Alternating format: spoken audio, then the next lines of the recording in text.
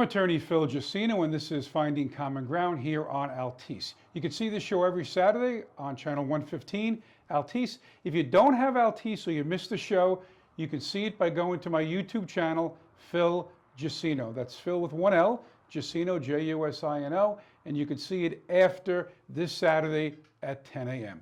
Got a great show planned for today. The theme for today's show is education. We have two great guests. We have Dr. Jennifer Economos in the studio, and we have Ed from Atlanta. He'll be joining us in about 30 minutes. Ed from Atlanta became famous when he used to call in my show when I did radio over at 103.9 FM, and he's also my roommate, got to say that.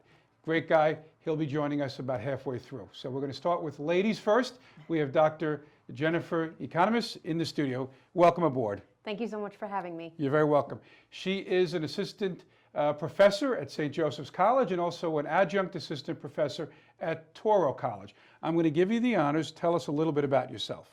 Sure. So as you said, I'm an assistant professor at St. Joseph's College as well as an adjunct at Touro. But in addition to that, I'm also a mom.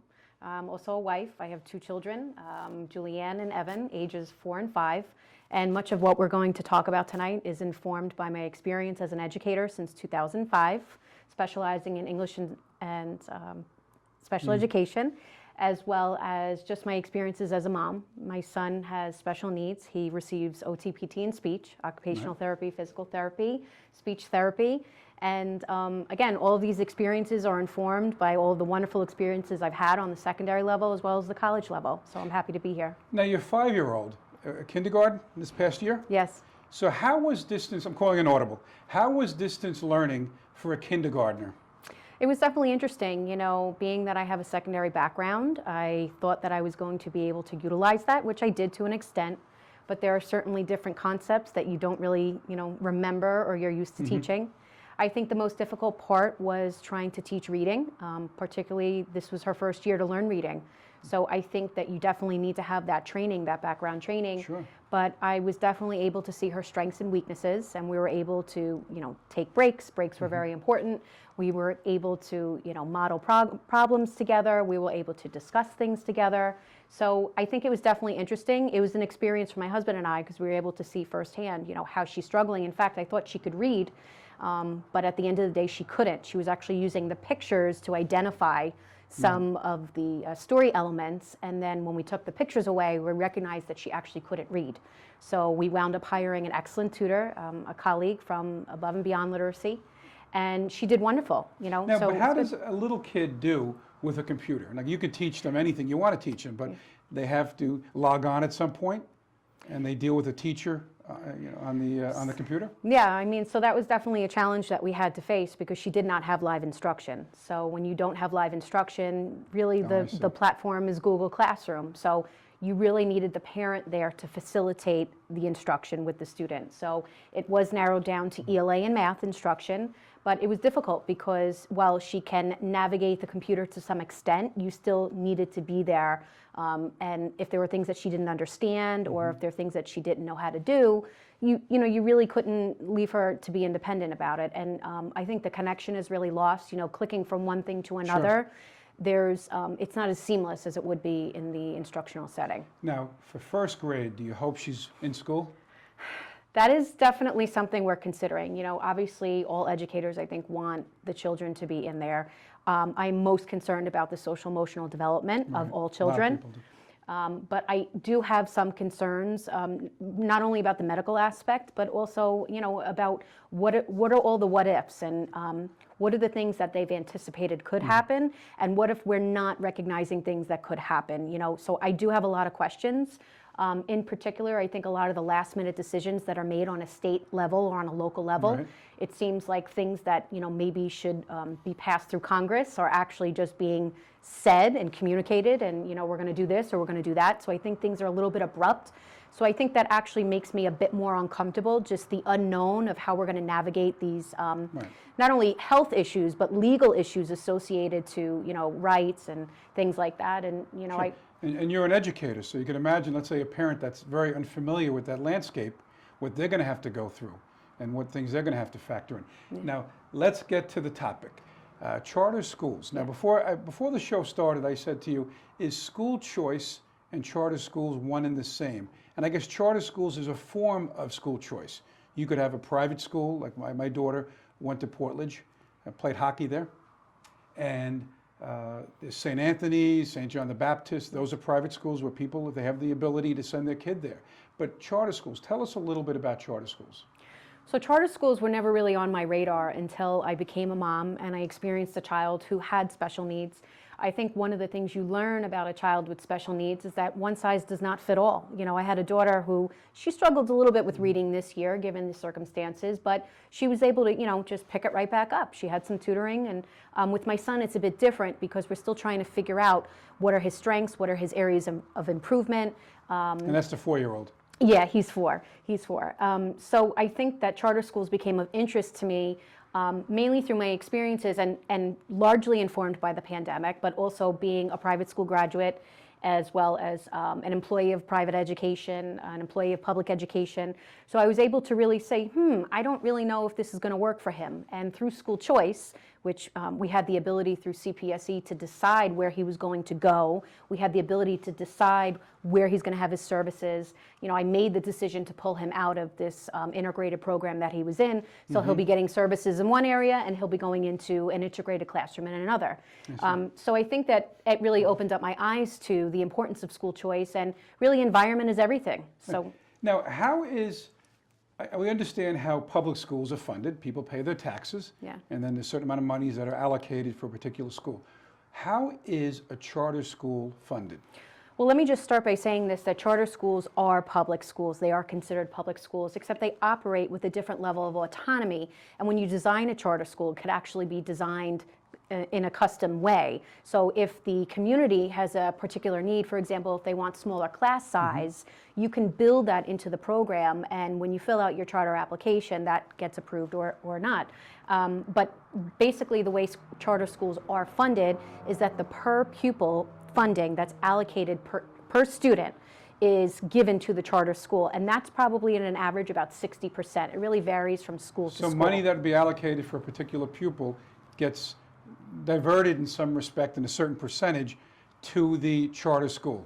That is correct. But again, the child is still being educated. So then comes in the argument, well, is that money being diverted away from the district, or is that money actually doing what it's supposed to do and educating the child? So if you have a child that's worth a price tag of $30,000 within a school, let's say a little over $18,000 may, depending on the district, get allocated to the charter school. And because charter schools for the majority are nonprofit, that's when you can see through the auditing and through the public records how the funding is being spent. But in exchange for that flexibility with the design and the funding and all of that, charter schools are held accountable by a charter granting authorization. So for example, NYSED and SUNY are the two charter granting organizations in New York. Now, but you said, let's say 30,000 would be allocated to a particular pupil. Yes. And you say 18, because it's a certain percentage. What happens to the other monies? That stays with the school district? Yes. And does other monies have to be raised to make up the difference? Or is the charter school more efficient and can operate on the 18,000, or do they need the 30,000? So you'd be pretty surprised what kind of a budget charter schools can operate on. They actually operate on a much, much lower budget, maybe even as much as 2% in their first year of an operating budget.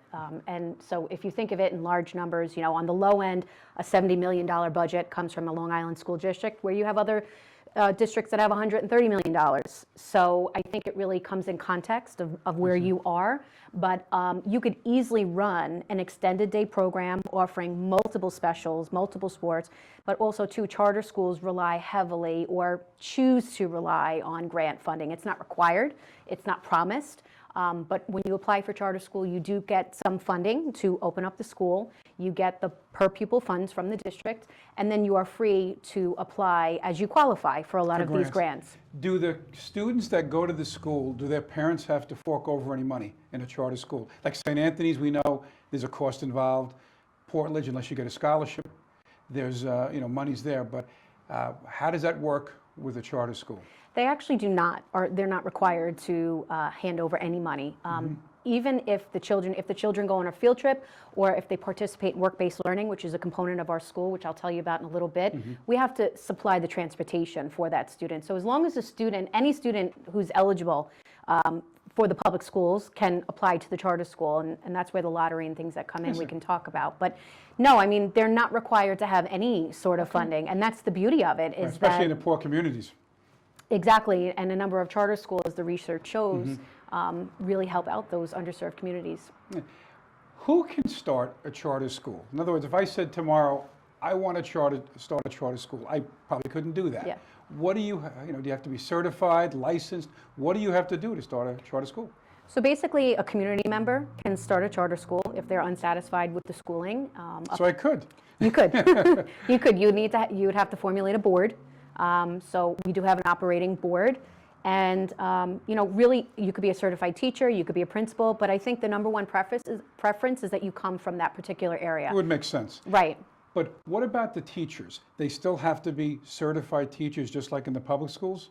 So yes, charter school teachers need to be certified teachers because we are a public school. Right. But at the end of the day, for example, if you have a career and technical ed school, there may be some room and flexibility depending on the design that's approved by the charter granting authorization to have maybe people who are experienced in the trade. For example, if you're offering a construction trade, that may come under some different credentials because you want somebody with the best experience to come in and teach the Almost kids. like we at Long Island schools have BOCES, and you can go there and you can learn different skills. Yeah. So they have that. Yeah, and I'm glad you brought that up because a lot of people are not really recognizing the difference between our proposed school, which we'll go over, and BOCES. But basically, we are going to be an integrated school. When students go to BOCES, they have a partnership with the school district, and then they go off campus.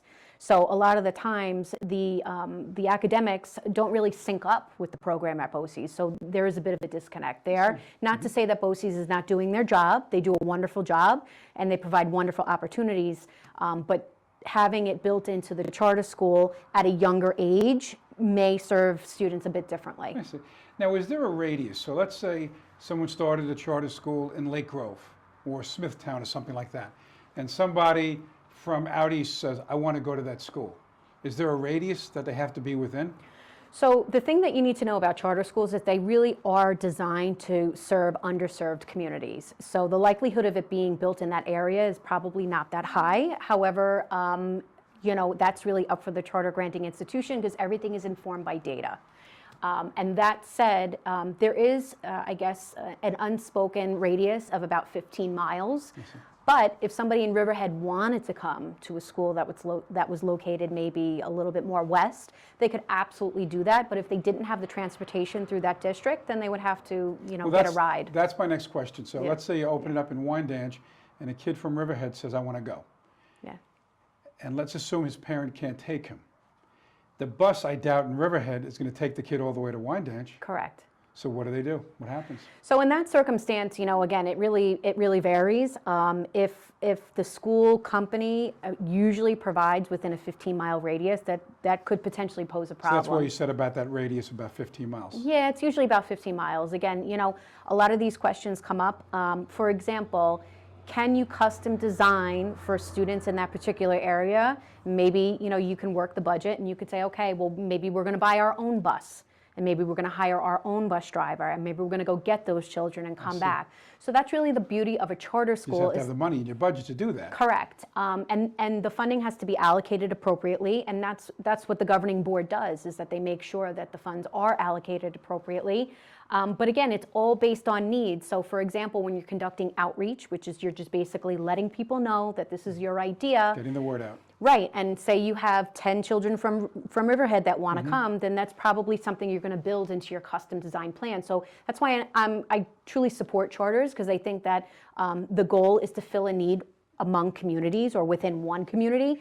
It really depends on the feedback that you get from the outreach. Before we get to some statistics, with a charter school, there is transparency, as you said. Yeah. So if, let's say, my child goes to, let's use Wyandanch, goes to Wyandanch, or any other school for that matter, and I want to know how much money is going to the charter school. How are they doing?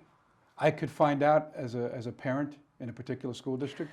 So the way it works is that we do have a governing board, and the way it works similar to a regular school board, except the school board is not necessarily voted in. That certainly can be an option if it's designed in the original plan and approved. But one of the things I think people need to know is that audits are placed online. For example, there's a charter network in Hempstead, and they have a lot of their facts and figures online. So though a lot of those audits are online, and if you look on the SUNY Charter Institute website, they also have facts and figures for people to explore.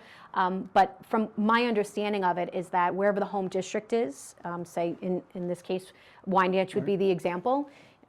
Any member from the Wyandanch School District who's authorized to see those documents can come in and say, please show us your facts and figures. So transparency is definitely something that's important, I think, for all schools, but certainly in a charter school setting, you definitely want to be transparent. Right. Now, how are charter schools, or how have they done in New York City? So New York City has actually had a pretty good turnout when it comes to charter schools, and I came across an interesting publication. It's called "Lift the Cap: Why New York City's why New York City schools charter schools are performing well." The author is Ray DeMonico, and charter schools have become a significant part of education. Actually, the legislation was passed in 1999, and since then, New York City has been educating 123,000 students, and 10% of public schools in the city, specifically 236 schools, have been serving them. And one of the things that I think is important is not only are they filling a need within these communities, but they actually target a specific demographic and show improvement with particular demographics, such as Black and Hispanic students. So when we take a look at that data and we take a look at that specific data, I think it's really important to consider not only are they beneficial for maybe English language learners or students with special needs, but historically, Black and Hispanic students have done well. Is that figure one? It is figure one. Can you put up figure one, please? Yeah. So when we take a look at figure one, as you could see here, we have figure one and figure two side by side. Public students in New York, including charter schools, take the annual 3 through 8 English language arts and mathematics tests. A score of 1 is considered basic, a score of 2 is considered basic proficient, a score of 3 is proficient, and a score of 4 is exceedingly proficient. On the 2018 exams, the percentage of New York City charter students who scored proficient or better exceeded the average for all other public schools in the state by 12.8 percentage points in ELA and by 15.8 percentage points in math. So if you look specifically at that figure here, we have Black and Hispanic students in particular benefit enormously from the city's robust charter sector. In math, the proficiency rate for Black students in New York City charters is 34.1 percentage points higher than that of Black students in all other public schools in the state. In ELA, the former enjoy a 26.4 percentage point advantage. Right, and that's the figure that's up there. It's a New York City report on charter school proficiency for Black and Hispanics. So what you read was in the poorer communities. Correct, yeah. I mean, you definitely have an underserved community that's benefiting from this. It really depends on what the need is. So I don't know that economics is the number one reason to get a charter up and running. My understanding of charters is that if there is a need based on data, and that could be, triangulate the data, that could be socioeconomic conditions, economic conditions, it could be achievement scores, really anything. And that's the beauty of charter schools, is, you can custom design it to whatever the needs of the community is. Okay. Now, that's why you'd probably not see charter schools in Cold Spring Harbor or Smithtown or something like that, because they have people there can go to St. Anthony's if they, let's say, don't like the public school. And the public schools are doing pretty well. But those are pretty impressive numbers you just talked about. Yeah. Where those schools are very, very competitive and the kids are exceeding other like schools. I guess we're comparing apples to apples. Right. And now, why is this issue so politicized? We talked about that. Yeah. And it's almost like if you're on the left, you're against it. If you're on the right, you're for it. Why is it so politicized? And why do some people vehemently oppose charter schools? Well, I definitely think there's research published on that, and there are publications on why people say one or the other. In my experience from doing outreach, I can tell you a number of different reasons. I think that number one in my experience is that nobody wants you coming into your neighborhood saying, hey, let's do this differently and in a way that we think is better. So I think that's the bigger picture of it. I think the other picture is that people are concerned about, the fiscal costs. They feel, well, if you're taking money away from here and you're putting it here, that's not fair to my child. But at the end of the day, we want to really drive home the point that the per pupil funding should be used for each student.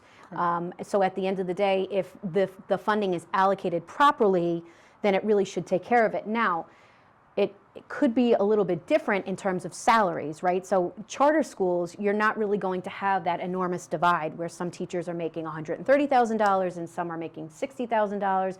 You're going to have more of a level playing field when it comes to salary. Is it still going to be less generally than the public school counterpart? It doesn't actually have to be. So when you design the charter school, you actually want to design those raises as they progress. You want to be competitive. Right, right. So with our school, we are using an average of the top 3 districts who'd like to apply to our school. So that will come in, you can do, if there's a school that has a lower end salary, you could take their, step 1 masters, and then you can figure it out that way. But, again, it all goes back to the needs of the children. If technology is a need for the children, you want to spend more on technology. If career and technical education, partnerships are more important, then that's where you have to spend your funding. And again, the community has a say in where they want the funds to go. So it really depends on what type of demographic you want to serve and how to do that. But I think people are very cautious about funding. People don't want to lose funding, Sure. with the recession that we've experienced in 2008 and 2009. People are scared. And I think at the end of the day, people, they just don't want to shine a light on something that they could be doing a little bit better at times. And it's not to say schools are not doing their job, but I think if we adopt this mentality of continuous improvement, and we say, you know what, as teachers, we should be wanting the very best for the kids. Absolutely. As the years That's progress. the bottom line. I just thought of something that I never thought of it this way. Yeah. Teachers, let's say they're making a competitive salary. Yes. The pension or the benefits they receive, is that going to be the public school system, or is it something different? So it's funny that you asked that, because we've been doing a lot of research on that. So charter schools can participate in New York State benefits. And it would work the same way as it does in a regular public school, and it would, come out of the teachers' paychecks. So But if it wasn't, though, through the public school, how would that school, let's say that school only lasted 10 years, something would have to be set up to make sure that these teachers got their pension at the end of when they retire? Correct, and that's a great question. So when you're setting up a charter, you do have to come up with a plan in the event that your school does not get approved, because every charter, you have your initial approval, and then you have a 5-year charter, and then depending on how your performance is, mainly, are you producing results? Are you demonstrating that you're successful, and in some cases even more successful than the public school that's already offered to them?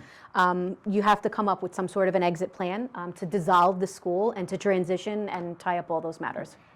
Producer, please put up figure 2. That's the Wyandanch NYSCD assessment data for ELA, which is English Language Arts, and I should have just said ELA, and math for blacks and Hispanics. So on that chart, which may be up already, it is up. Explain that chart. So I'm very glad that you brought that up. So we're taking a look at one of the school districts, and again, keep in mind, we're looking at the success New York City charters have had. And we're saying, okay, what are some of the lower performing districts in our school informed by assessment data for ELA and math? Also, graduation rates are used to measure this as well. And how could we bring this idea to Long Island to really give these schools a boost and really give students the opportunities that they deserve? So in that figure, you will see that there are lower scores. Now, if you take a look at the black students and the Hispanic students, and if you compare them to the results that we saw prior to this, you could see that you have a very different picture on there. And that picture is that the students are not as proficient in these areas as the students in New York City. So I think it's that very... are in charter schools. Correct, yeah. So I think it's important. And again, every kid is different, every environment is different, every demographic is different, but it's, to some degree, you have to question, why are they working so well in these areas, and why can't we try them out in the Long Island area? It's worth a shot. Producer, put up figure 3, please.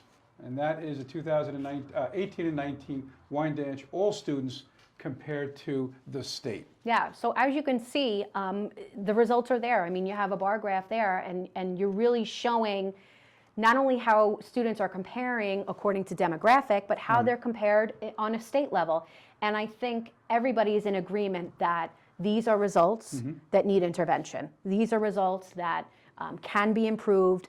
And our school, which we'll touch on in a little bit, not only do we focus on the academic results, which is the primary measurement for a lot of these schools, but you can also build into your charter schools different types of personal goals that you have for the students. For example, if you want them to work on their social emotional learning, and you want them to become more self-aware and reflective, and you want them to learn how to ask for help, and they're all different types of measurement tools that you can custom build into your charter school. So while we want to take a look at the academics, we also want to take a look at what are some of the other needs in that particular area, and how can we address those needs with our charter. To better serve the community. Yeah. Now, see, we're fine with the time, but let's get into what are you trying to do? What are you trying to accomplish?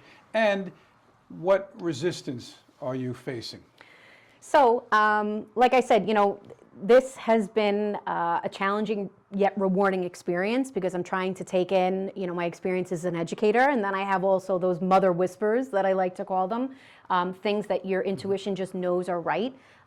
So to answer your first question, what we're trying to do is we're trying to get exposure in terms of the charter school that we're trying to build. And the charter school that we're trying to build is something that we feel is needed. It's a 6 through 12 school in which we will offer general education, English, math, social studies, and science. But we will also offer career and technical education, and we're really piggybacking on the New York State initiative for middle level career and technical education. So we're really trying to build this environment where the students have the experience of real world application, and they could focus on their education, but they could also focus on the career and technical education piece. Middle school, high school, that's what you're talking about. So it's a middle school, high school environment. We would start with grades 6, 7, and as well as start to build the high school at 9. So for 6th graders, we have already our first class that we're trying to enroll, but we have our first class. We have smaller class sizes, which now in the event of COVID, I think is something you're going to see more. We also have a modified schedule. So that schedule comes with the humanities on A day and the math and science on B day. And if you look at some of the COVID proposals that a lot of the public schools are putting out, they're actually looking at an A and B day model. And that came from my experience as an English teacher, and I taught in a school that had block scheduling. So I thought, wow, this is such a great way for the kids to get more time to process content, for the kids to work with one another when COVID comes down. Sure. And really have an opportunity to ask those questions, to marinate in the content, as opposed to just running from class to class, for 40 minutes. We also have a very strong key design element of project-based learning. So the students are going to get their 80 minutes of ELA in the morning, then they'll go through their career and technical education during the day, they'll have their arts, and a lot of that emphasizes project-based learning, which are hands-on application of learning, so that the students can have meaningful goals, so they can understand the concepts better, and they can have that experience where they're processing it, they're not just memorizing it, they're not just taking exams. What about extracurricular activities? So we have a lot of ideas for our extracurricular activities. I'm actually working... Do you need a baseball coach? No, I'm kidding. Listen, I won't turn down any help. Not quite sure, where in the budget we can fit that, but we're certainly planning for it. In fact, from what I understand from my outreach is that there are some schools on Long Island that don't have sports program. Wyandanch is actually one of them. So we would work with some sort of a consulting agency. We would have a partnership, and that we would provide, maybe we would start with co-ed sports. That's kind of the plan that we're talking about.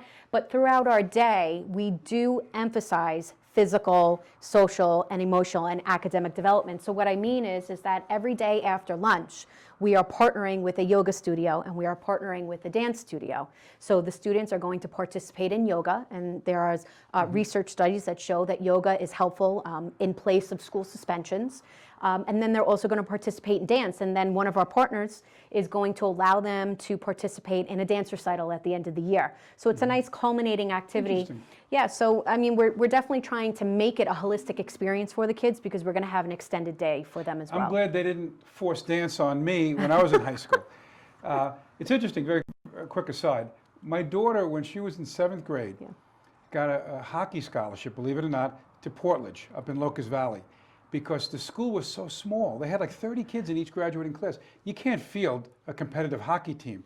So they opened the purse strings.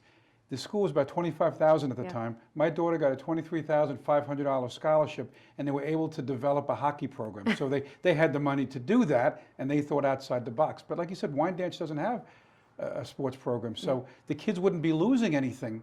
Right. That go there. It's not, and if you didn't want to go, nobody's forcing you. Right. If you're not into the extracurricular or the music or the sports, that's fine. Yeah. If you do, you stay where you are if your school has it. So one of the things that's great about our school is that we have an extended day, and it's not an extended day where the children are sitting all day long in a traditional classroom setting. We're going to have flexible seating, and we're going to have different environments for them to flourish in. But one of the benefits of the extended day is that we work in a society where all parents are working. Right. So we have an 8 o'clock start. We'll finish up at 3:30.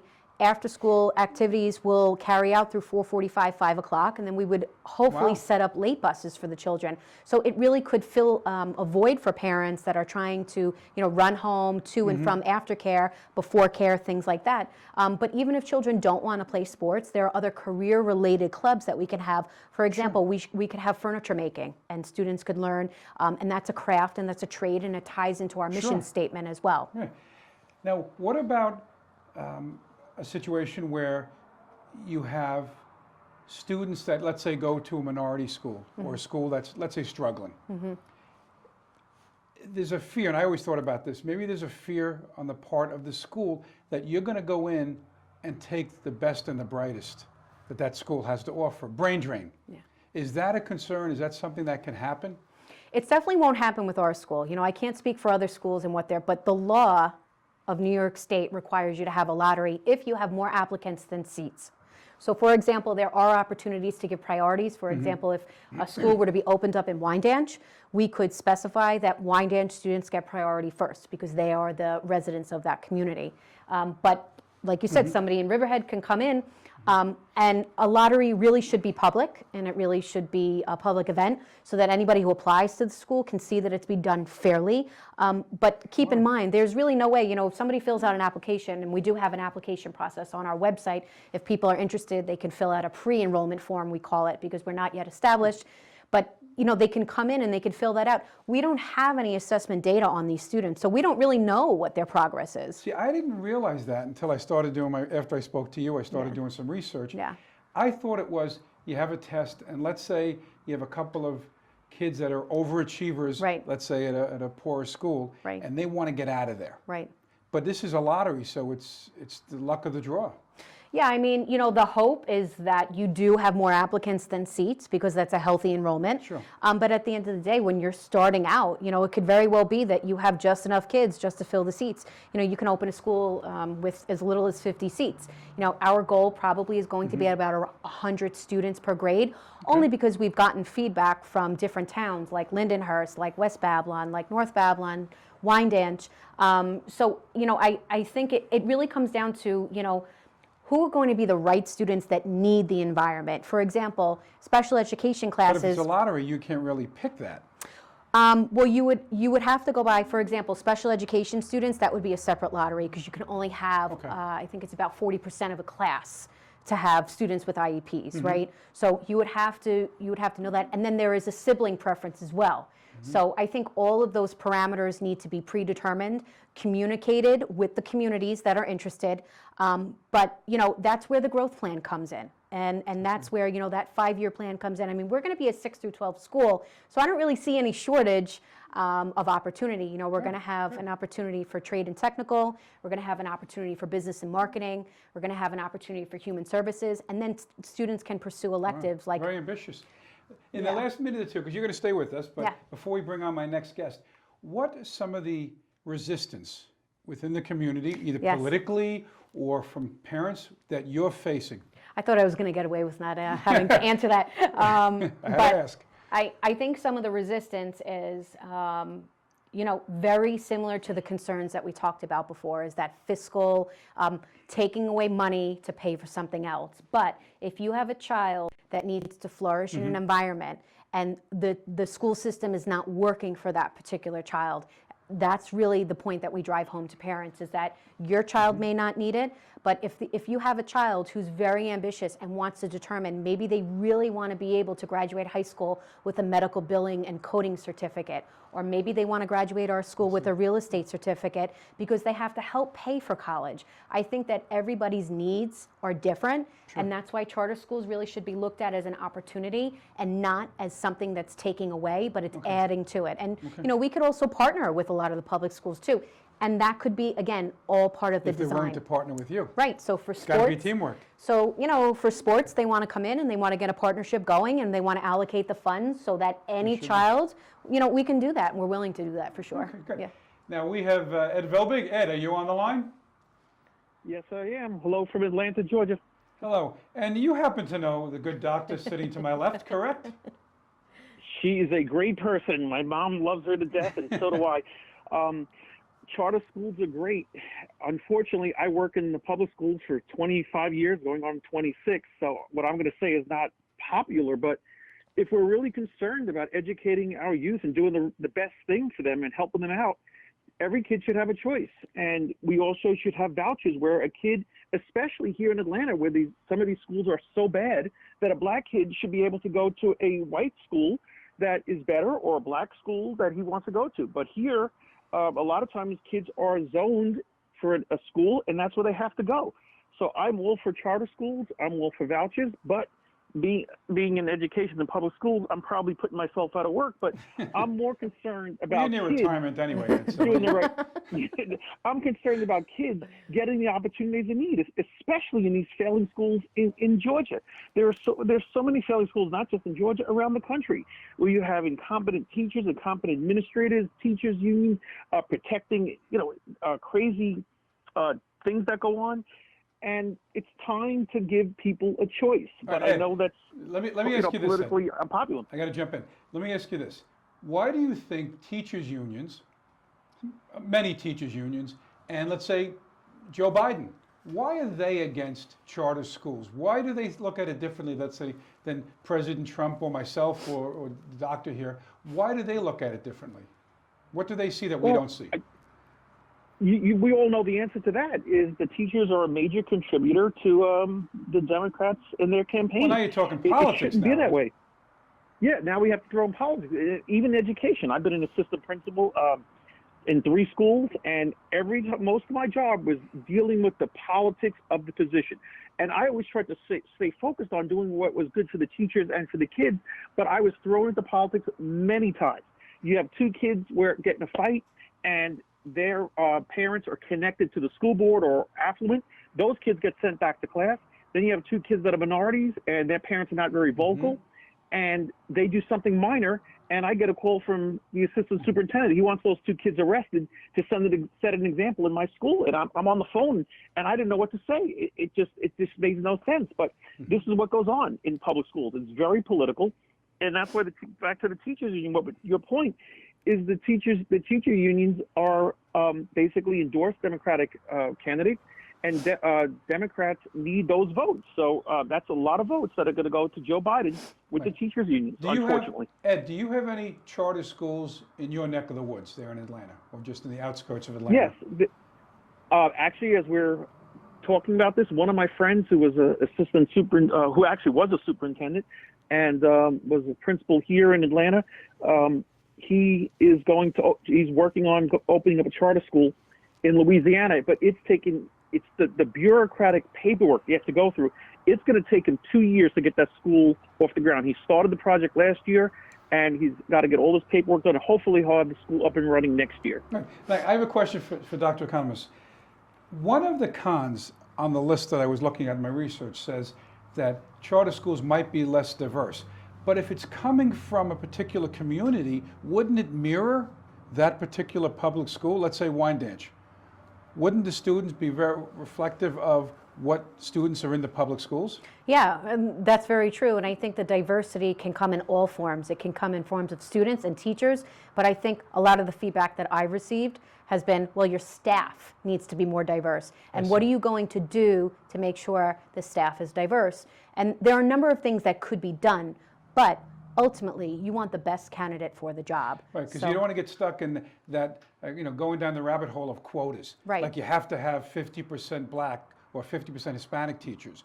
You want the best. It's like when Biden said, I'm going to pick a woman. That's wonderful, and pick a woman. But to eliminate half the population is not a good thing. When you talked about these charter schools, was that an issue? It was, yeah, definitely. And my answer to that is, listen, we can look at the resumes, we can have a blind review. So we could say, okay, if everybody can send in their resume with no name at the top, just show us who you are on paper. The second step could be a phone interview. So that's another aspect of it. But by the third interview, you're going to have somebody come in, and that could be more of a committee interview.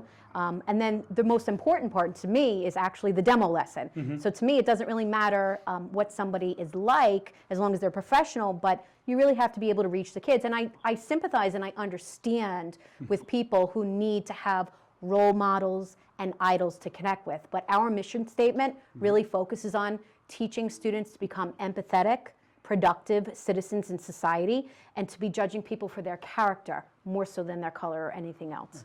I think Martin Luther King said something like that. Ed, let me ask you this. You're from the Atlanta area. Well, not originally. I know you're from around here. Have you seen the success or failures, let's be honest, let's open it up, of charter schools in your neck of the woods? Yeah, Atlanta has charter schools. When I was in the testing department, the charter schools would come to us they still have to take the standardized test, and their scores in some of the charter schools were a lot better than Atlanta public schools. And then on the flip side of that, you have some charter schools that were getting the same results as Atlanta. So it goes both ways. But my thing is, you got to give kids a choice. If they want to go to a charter school, they should be able to go. And there shouldn't be obstacles in their way from them going to different schools. But you'll see charter schools flourishing all around the country, and you'll see some schools that are doing the same job as the public schools. Now, where you are in Atlanta, they don't have unions like we have here. Is that correct?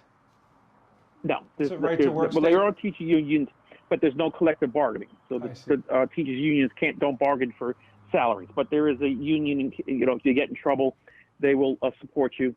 Right. If you're a member of that union. There's 3 unions you can join. Right. Now, They're basically like legal defense firms.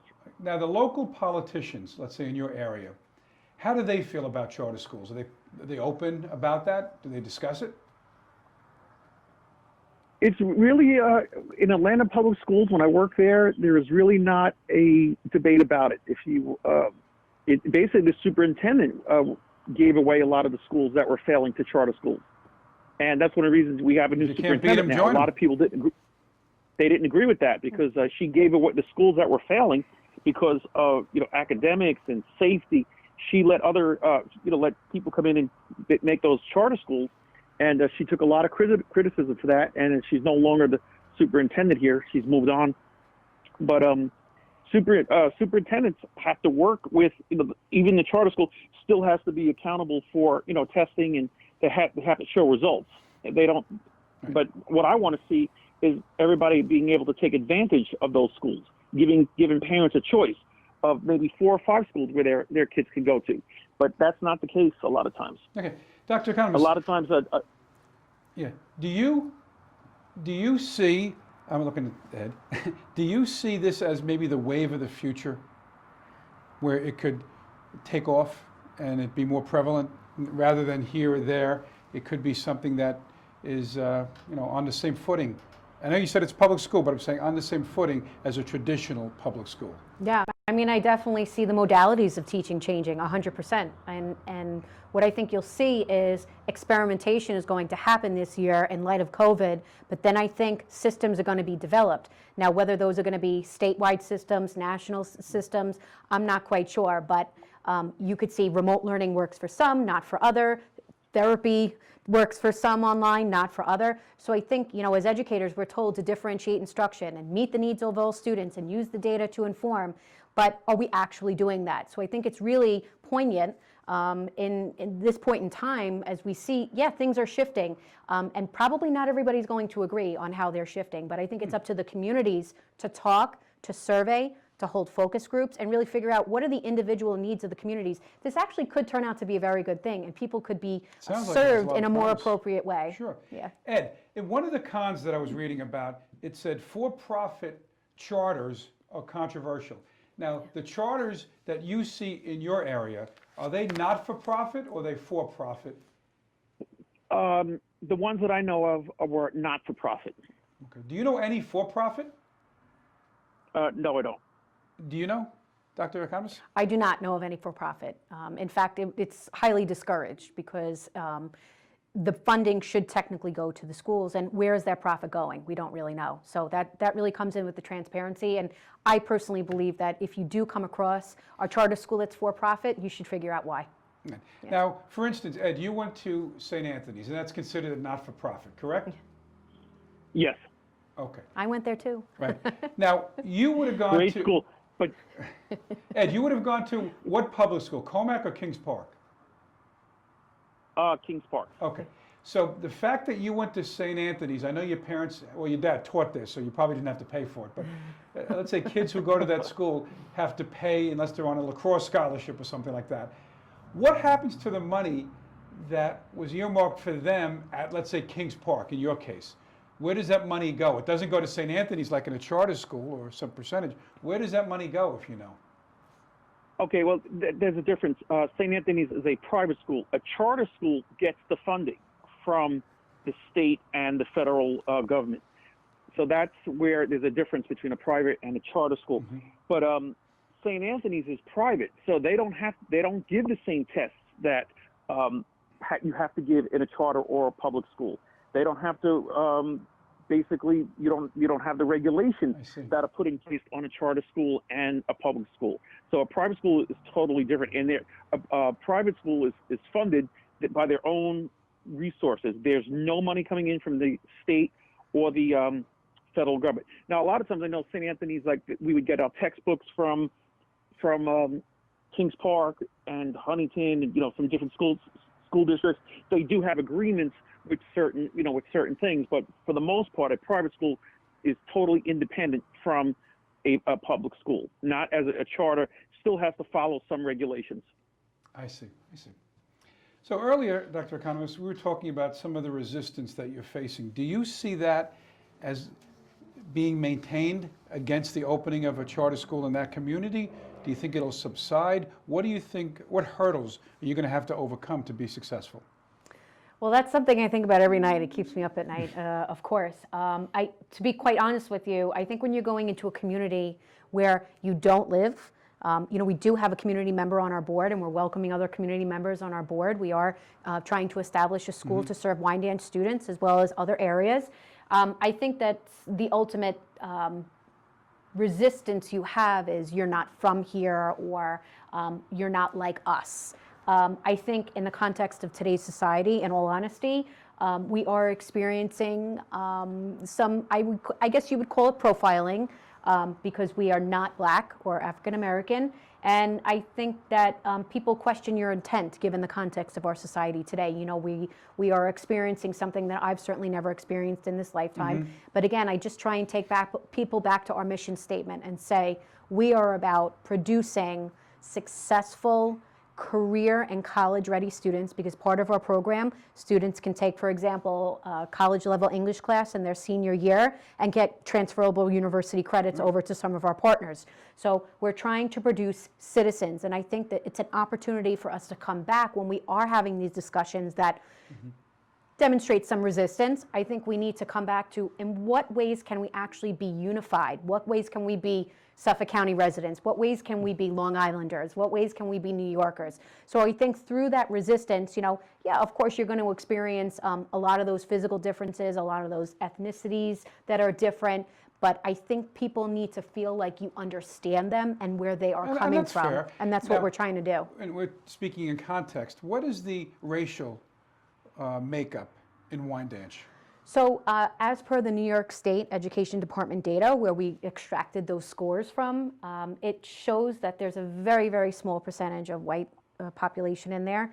A large majority of that, probably over 50%, I think somewhere around 50 and 60% are Hispanic, and the other majority of the population involves Black residents. So I think when you're pushing into, and I say pushing into because that's kind of how it's interpreted, you're coming here, this is what we're doing, how do you know what works for us?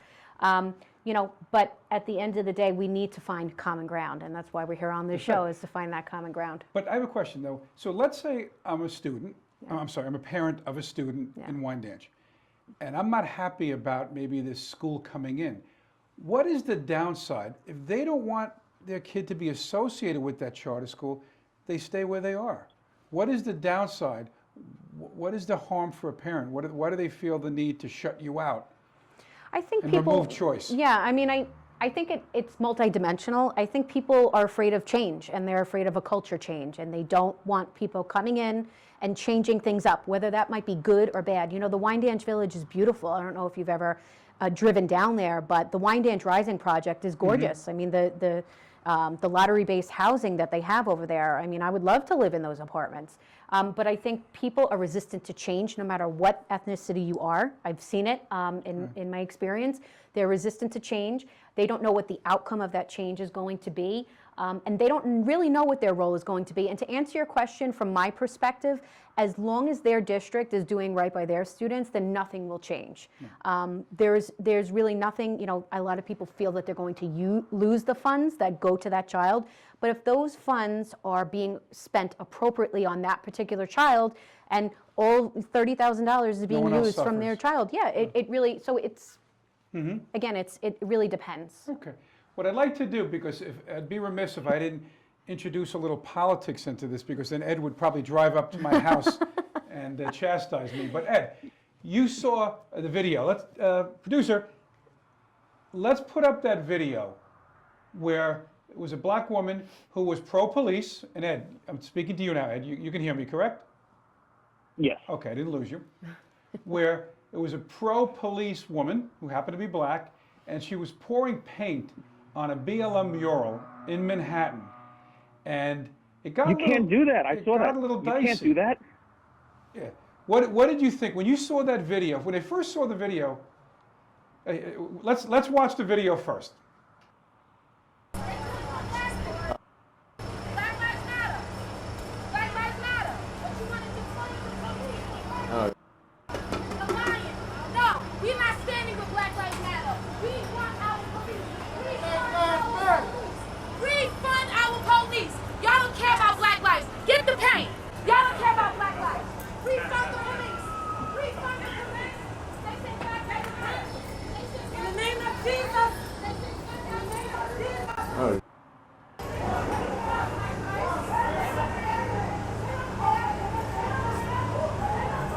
Okay, good.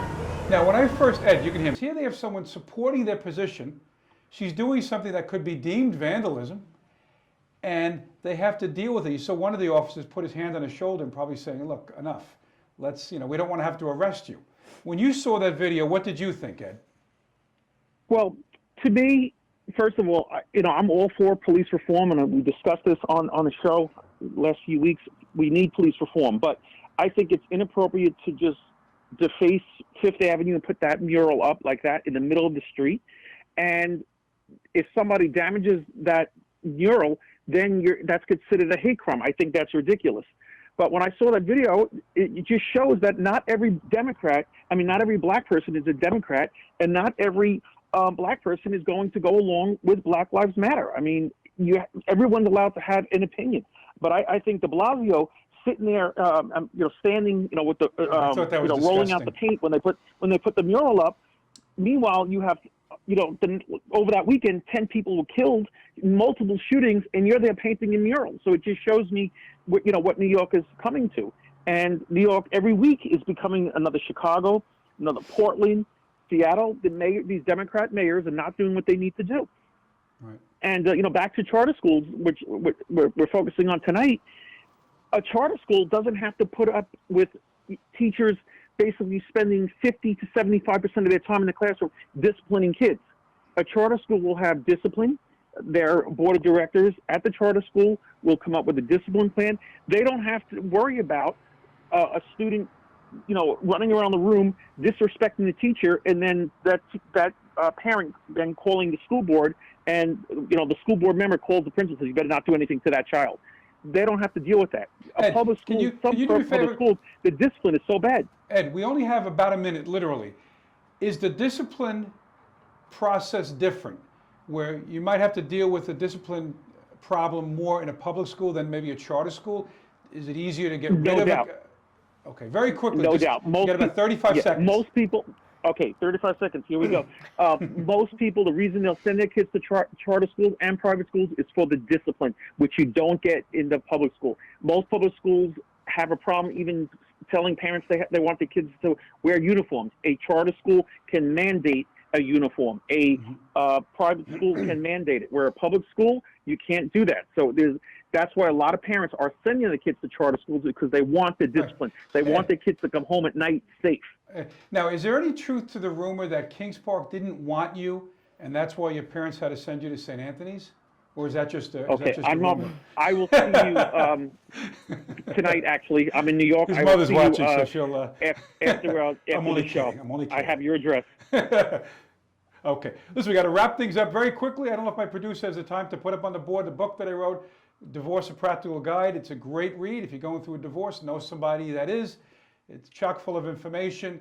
Take a look at it when you get the opportunity. It makes you a more informed consumer. I want to thank Dr. Jennifer Economos for coming on. I really appreciate it. Thank you for having me. You gave me a lot of information. I actually learned a lot. No matter how much research I did, you put things in perspective. Ed was great. He always is. He's always, he's a talker. He knows okay. So Ed, I want to thank you as well. Listen, next week, Ed, we're going to get into some real meaty topics about some of the things we started to talk about, but we just ran out of time. If this was a 2-hour show, we'd keep going, but it's not. So I want to say to everybody, 2 hours. We should do that. We should time. do it every day. We got to wrap things up, or this show will not make it into the hopper. So thanks for watching. Finding Common Ground, channel 115 on Saturdays, 10 a.m., or on YouTube.